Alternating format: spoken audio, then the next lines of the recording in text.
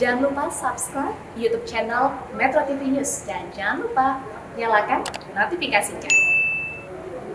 Pemirsa, untuk memberikan edukasi tentang kepedulian terhadap lingkungan bisa dilakukan dengan berbagai cara. Salah satunya adalah melalui permainan. Nah, seperti ada permainan Eco-Funopoly yang mengajak peserta untuk menjawab pertanyaan terkait perilaku sehari-hari yang tentunya berdampak pada lingkungan. Eco-Funopoly sepintas menyerupai permainan monopoli. Cara bermainnya pun tidak beda jauh. Hanya saja di sini para pemain tidak berlomba untuk memiliki banyak rumah ataupun uang, melainkan berlomba untuk menanam banyak pohon dan mengurangi jumlah karbon. Kartu kesempatan dan dana umum yang biasanya terdapat di monopoli pada permainan ini berisi pertanyaan seputar perilaku kehidupan sehari-hari seperti sudahkah membuang sampah pada tempatnya. Adalah Anissa Hasanah, inisiator yang berada di balik ide dibuatnya permainan ini. Anissa mengaku tergerak membuat permainan ini karena keresahannya akan kebiasaan orang Indonesia yang masih sering membuang sampah sembarangan. Lalu muncullah motivasi dan ide untuk meminimalisir hal tersebut dengan edukasi peduli lingkungan khususnya di kalangan anak-anak lewat media permainan ini.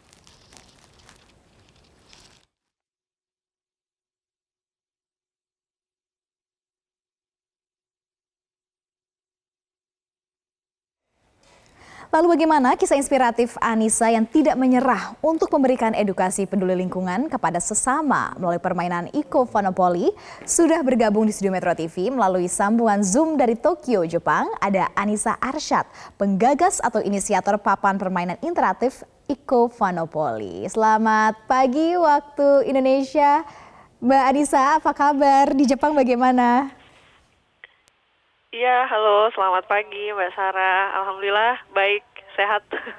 Sehat ya Mbak Nisa. Nah Mbak Nisa, tadi kita udah lihat nih sedikit ada permainan Eco-Funopoly. Tapi sebenarnya idenya tuh awalnya munculnya bagaimana sih Mbak Nisa sampai bisa jadi board game Eco-Funopoly ini? Iya, jadi awal mulanya itu berawal dari waktu saya kuliah di semester 4. Jadi dulu jurusan saya itu nama bidangnya itu arsitektur lanskap, tapi dasar keilmuannya itu tentang ekologi. Nah awalnya sebenarnya saya sebelum kuliah itu jujur saya nggak tahu dan mungkin juga tidak peduli ya sama yang namanya urusan sampah, sama pemanasan global. Tapi ketika di titik itu saya dikenalkan dengan yang namanya climate change, kemudian tentang sustainability, dan ternyata dengan melihat kondisi yang saya perhatikan saat itu ya saya merasa kayaknya ada something missing gitu loh. Jadi ada ibaratnya ideal teorinya yang seperti ini dan kondisinya semakin akan merusak kalau kita masih mempertahankan kondisi yang sekarang. Dan akhirnya di situ dari awareness itu saya berpikir gimana caranya bisa membuat orang ini tahu tentang hal ini, karena saya percaya tidak semua orang juga memahami ini gitu loh. Mungkin tahu iya, tapi memahami betul dan mau menerapkan dari hal-hal kecil mungkin belum banyak. Akhirnya saya terdorong untuk bikin sebuah media, tapi gimana caranya media ini tidak cuma tanda kutip menggurui ya, jadi mengajari, tapi juga bisa memberikan mereka experience belajar yang senang, tapi mereka secara di bawah alam sadar tuh tahu kalau climate change itu penting banget gitu loh. Apalagi kalau urusannya dengan perilaku kita gitu untuk mengurangi karbon seperti itu. Ilmu atau pelajaran apa aja sih Mbak Anissa yang bisa kita pelajari secara alam bawah sadar kita saat kita bermain Eco-Funopoly ini sebenarnya?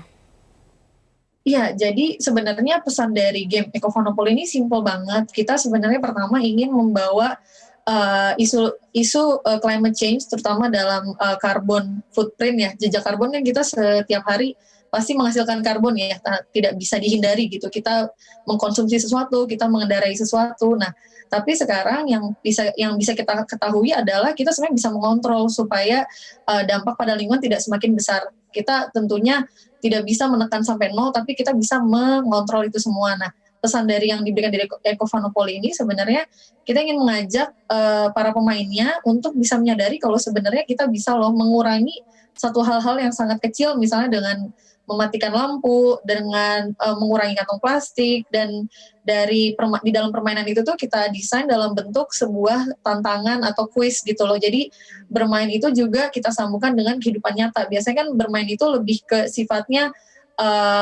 imajinasi atau sesuatu yang tidak real. Nah, kita mencoba menggabungkan sesuatu yang nyata di lingkungan kita di dalam sebuah permainan. Jadi ibaratnya tidak ada semacam garis pemisah gitu loh. Jadi semacam blur. Jadi ketika nanti setelah bermain ya mereka teringat gitu, oh iya saya pernah dapat hukuman dari main game Ecofanopoly, saya nggak mau lagi deh buang-buang listrik misalnya kayak gitu. Kayak gitu sih sebenarnya, pesannya simpel banget Mbak.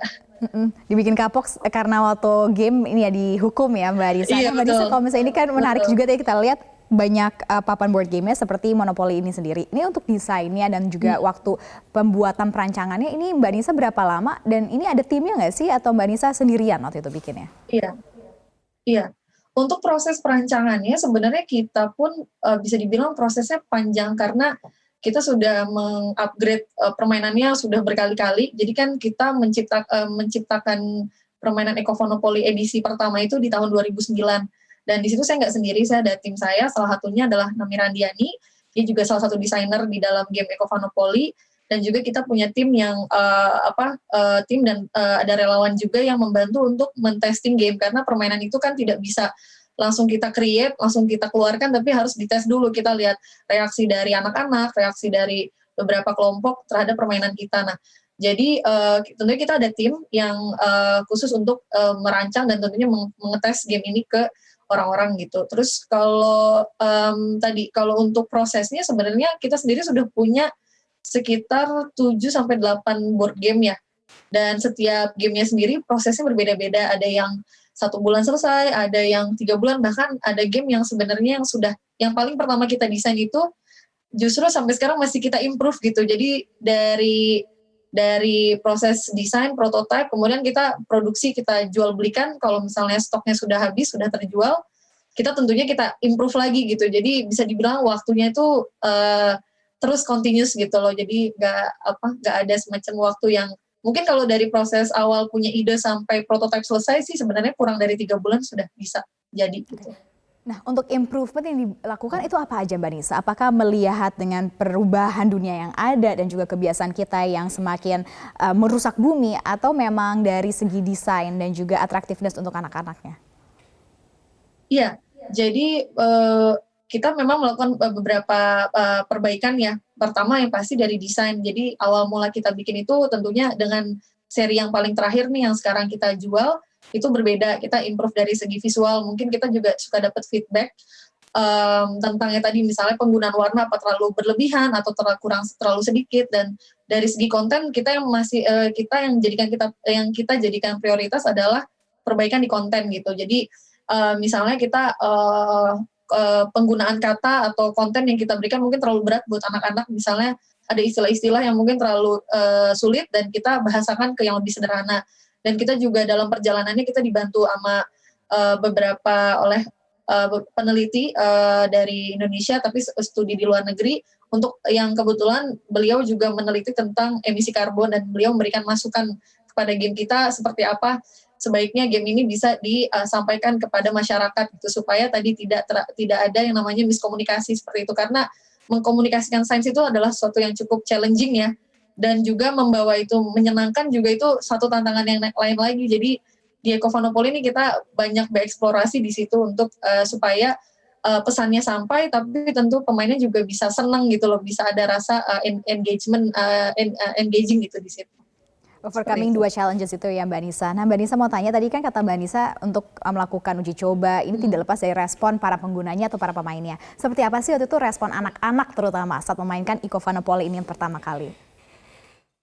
Iya, tentunya kalau mainnya sama anak-anak pasti mereka senang banget ya, terlepas dari game apapun itu gitu. Jadi karena sebelum kita membuat game ini resmi sebagai produk bisnis, produk usaha, kita sendiri memang banyak bergerak di level akar rumput. Jadi kita bikin komunitas, kita main dari sekolah ke sekolah, dan tentunya kita nggak pernah kehilangan animo dari anak-anak, karena setiap kali kita bilang mau main nggak, pasti semua mau gitu. Malah justru kita kewalahan kadang saking banyaknya anak-anak, misalnya stok game yang kita punya cuma sedikit, jadi mau tidak mau harus gantian. Tapi tentunya anak-anak kalau melihat game dia senang, tapi yang akan jadi tugas kita adalah bagaimana bisa menanamkan pesan di dalam game itu ke anak-anak ini supaya mereka tidak hanya dapat senangnya, tapi tentu kita bisa observasi setelah mereka main dari bagaimana mereka bisa memulai conversation, percakapan tentang istilah-istilah yang ada di game itu. Misalnya kita punya game seri sampah, Di situ kita mengenalkan ada 3 jenis sampah, ada sampah organik, anorganik, D3 gitu. Dan ternyata setelah mereka main kurang lebih sejam, nah mereka mulai kayak mencari-cari, melihat, oh ini botol ini sampah, mereka ngomong sendiri gitu, ini apa, organik D3 gitu, terus ini apa, ini gitu. Dan sebenarnya itu yang pengen kita capai. Sebenarnya kita tidak bisa membuat perubahan yang langsung ya, yang drastis, tapi memulai itu menjadi sebuah percakapan yang normal, yang jadi biasa-biasa saja, justru ini yang ingin kita capai seperti itu. Oke, berarti tolak ukurnya ya. Mbak Disa, satu lagi nih, bagaimana jika ada mungkin orang tua atau mungkin pemirsa yang ingin mendapatkan board game ini? Apakah ini distribusikan khusus ke PAUD saja kah atau memang dijual secara bebas? Iya, jadi sebenarnya kalau saat ini kita menjual secara bebas, siapapun bisa memesan, baik orang tua, jadi individu atau lembaga. Beberapa lembaga bisa melakukan pemesanan, bisa dilihat di website kami di www.ecofund.id. Kita juga ada di beberapa e-commerce Indonesia, bisa dicek saja dengan menggunakan Ecofunopoly. Kita juga ada di Instagram @ecofunopoly. Jadi kita sebenarnya masih pemasarannya masih umum sekali, tapi distribusi kita sih belum ada semacam menjual di satu institusi, tapi kita ada di beberapa toko-toko yang memang bergerak di bidang zero waste atau lingkungan, dan kita juga menjual di situ seperti itu. Oke, baik. Terima kasih Mbak Anissa atas kisah inspiratifnya dan jaga terus kesehatan. Salam untuk teman-teman Indonesia di Tokyo, Jepang.